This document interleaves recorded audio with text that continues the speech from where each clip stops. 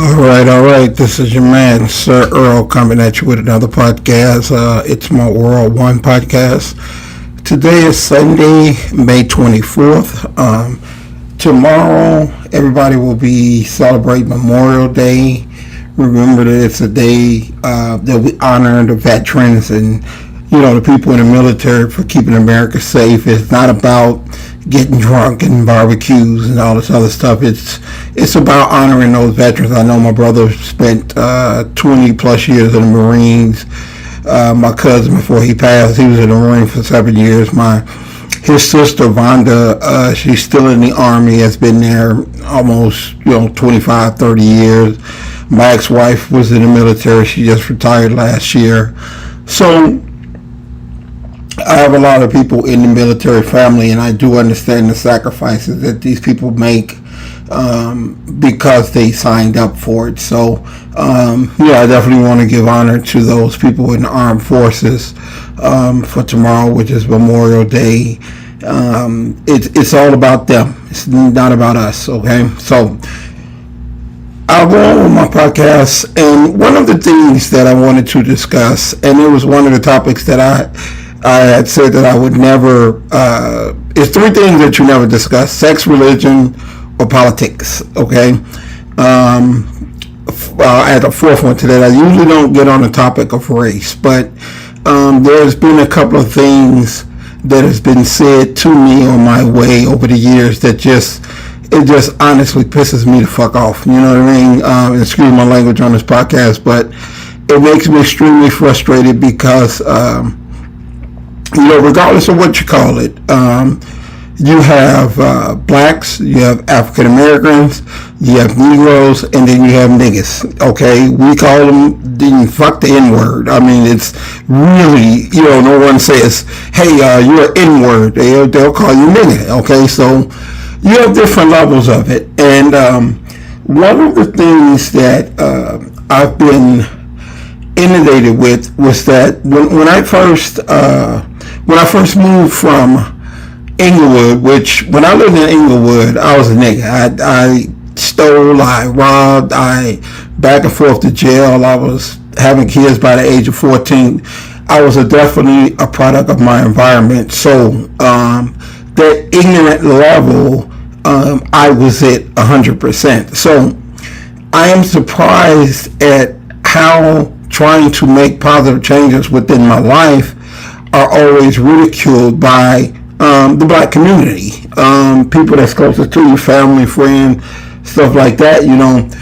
My mom moved me and her basically to the suburbs. I was probably in my 20s, and according to the people that was left there, I mean, where I come from on 57 Elizabeth, you have generations. I mean, these people have been living there 40, 50, 60 years in the same house. When they move down the street. They stay in that neighborhood their whole life. That's all they know.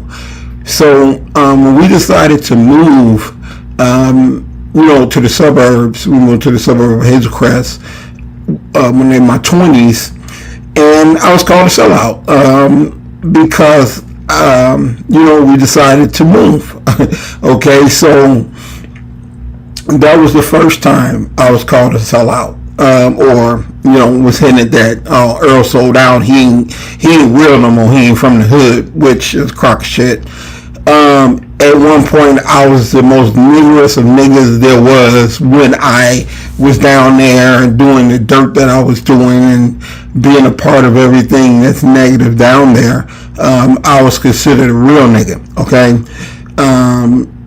But when I moved, I sold out. I can only imagine now, and I hear it, I'm in an interracial relationship. My wife was born and raised in Japan, and because I am in an interracial relationship and I don't date a black woman, although I was married to one, we were married 12 years, we probably dated well over 20. I've been knowing her my whole life. I'm a sellout because I don't have a black woman. I chose to sell out my race of a black queen and marry and become involved with someone of another culture. So in that instance, I sold out my race of people, the ladies, the black queens. I sold them out for another race, which to them, black men go to those women because they're weaker and they're not as strong. No, they just don't nag and bitch as much. That's the whole thing. I don't know what it is with this with the black race, but when you feel you get a degree and you work, you no longer have to be a woman. You no longer have to be a wife. You no longer have to do the things, the typical roles that are parlayed within a household. So I guess to you figure that excludes you from all that. And if you are a woman of color and you can't get a man, look in the mirror. It's because of you. It ain't because they choose to go someplace else. It's because of you. And if more black women looked in the mirror and understood that, then you probably wouldn't be losing your man to other cultures. No one likes the bitching and nagging and no sexing and no cooking. No man likes that, okay? Regardless of what the hell you think. So that makes me a sellout. Now remember, I was a gang-banging, non-educated, going to jail, having kids, a 14-year-old ass nigga from the gutters of Inglewood. That's what I was before I decided to better myself. So moving to the suburbs made me a sellout. Interracial relationship made me a sellout.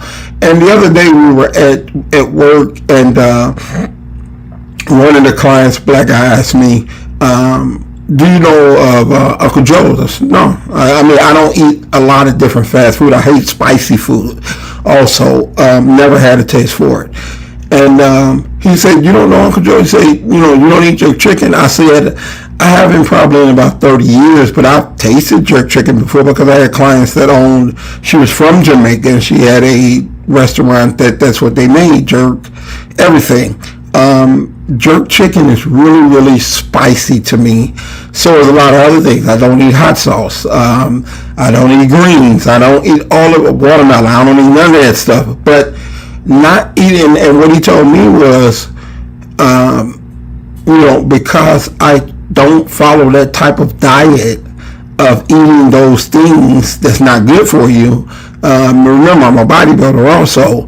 I lost my black card. That's what he told me. Okay, so, and then I had another gentleman who I'm training him, and I see all these singles. He had about $400 or $500 worth of singles, and I'm like, what is this? He said, oh, I'm going to the strip club tonight. And my comment was, well, I've probably been to two times to a strip club in my life, and both. One of the times, the friend of mine was having a bachelor party, so I went to support, for him. And the second time, the same guy tricked me into going to a strip club, told me we were going out, and wound up going to a strip club. So those were the only two times I've ever in my life been to a strip club, because I don't have anything against people that strip or guys that enjoy it. That's your choice. I don't interfere with people's choices. Just for me, it makes no sense to give my money to some woman who, rubs on my crotch and sits on my lap and then do it to 15, 20 other guys. You know what I mean? It's just not a special treatment to me. And some guys, and it's like I told this guy and he really got mad. I was like, I've seen your wife. I understand why you go to the strip club. It's an upgrade. For me, it's a downgrade. I think I have made a pretty good choice in who I wanted to marry and spend the rest of my life with. So therefore, I don't need that type of stimulation to make me feel complete. But once again, as he told me, I lost my black card. So according to this, if I don't live in a hood that I risk my life every time I walk out the door, if I don't eat the shit that gives me high blood pressure, diabetes, hypertension, heart disease, and all that crap that comes along with the diet that a lot of African Americans follow or blacks follow, if I don't go to strip clubs, if I don't eat spicy food, if I don't chase women, all of those things, if I don't do those things, I'm not considered black. I'm considered trying to be something else. Well, I'm trying to be the best me that I could be, and those things don't interest me. So I would turn it around and I would say, maybe you need to look at yourself. If you're fitting into the stereotype of those things, that's what other races see us as. And you're telling me because I don't do those things, I'm not black. Well, from the time I was 6 when I moved to Inglewood to the time I was 22, 23, when I was the type of guy that you never wanted to see walking down the street because I was involved with gangs. I did carry guns, which that's a whole other story. Back then you couldn't carry guns or smoke weed, else you'd go to jail because they were illegal. But now all of a sudden the government think it's a great idea to carry concealed weapons and sell marijuana, make it legalized. So that's a whole nother podcast. But at the time, I was considered one of those niggas that you did not want to run across because I had that ghetto mentality. I mean, I never went to high school. I never went to college. And my answer to a lot of solutions was violence.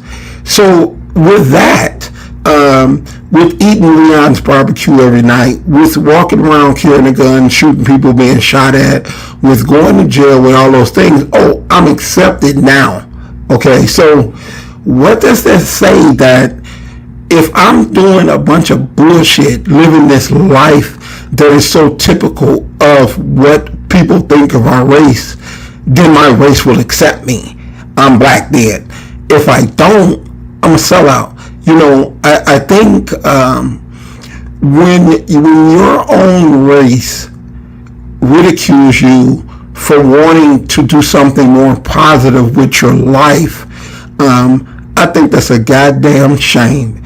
I think more blacks should start to feel they want to better their lives and do something different with their lives and live a more positive life and try to create wealth and try to create businesses and try to educate our kids and break this vicious cycle of poverty that we all live in, and do something with your life or live in a place that you can inspire and give hope, because I grew up with no inspiration, no hope, no father, none of that. But because I choose to take that and flip it around and try to do all the things that I know will do something positive in my life, then I'm a sellout. So I find it very odd that the same guy who said, because I don't eat jerk chicken, that I ain't black, this asshole got high blood pressure. You know what I mean? Maybe you shouldn't be eating jerk chicken either. Blood pressure and a big old gut. And now maybe you should be doing it. When I decided to open up my business, because I opened up something that focused on the health and wellness of clientele, black and white, it was not your typical black-owned business. I was called a sellout then too. So maybe I should have opened a rib joint, barbershop, hair salon, something like that. That's more of what we do as people, and that's more acceptable, because just like we expect Arabs to own grocery stores, we expect black people to own barbershops and rib joints, because that's all we're good for. Well, I felt in my life I'm good for something else besides the typical eating, thinking, business-wise, all those things that I guess, to them it's not acceptable. To me, it's everything. My life is great how it is. So, with that, I just wanted to share that. And it's one of the things, people have different names, and trust me, there are different levels to being African American, black, Negroes, and niggas. It's a total different level. Niggas is ignorant shit, and a lot of black folks don't even want to be around niggas. Okay, so you will not catch me saying the N-word. So if this was offensive to anybody, I don't really give a shit. It's what I wanted to get out, and it's what I wanted to say, and it's what I believe in. That we need to change our way of thinking and start looking at things in a way that it creates positivity within our life, within our race, within our community. And then maybe we'll start doing different things where we're not pigeonholed and stereotyped that when you go jogging down the street, they think you're a burglary suspect and shoot your ass. Okay?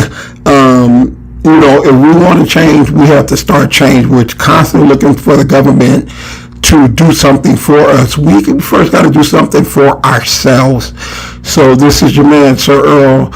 That's just one of the thoughts that I had. I want everybody to check out my YouTube channel Wednesday, Thursday. We launch great interviews. I have an interview coming up with Kendall Gill, who is a 15-year NBA veteran. He's now the current announcer of the Bulls basketball. So I want everybody to go to their YouTube, check out that interview, and subscribe. I'm really trying to get my YouTube numbers up. We are starting to have some great interviews. We're going to have mayors and politicians and basketball players and football players and bodybuilders. We're going to have some great things coming your way.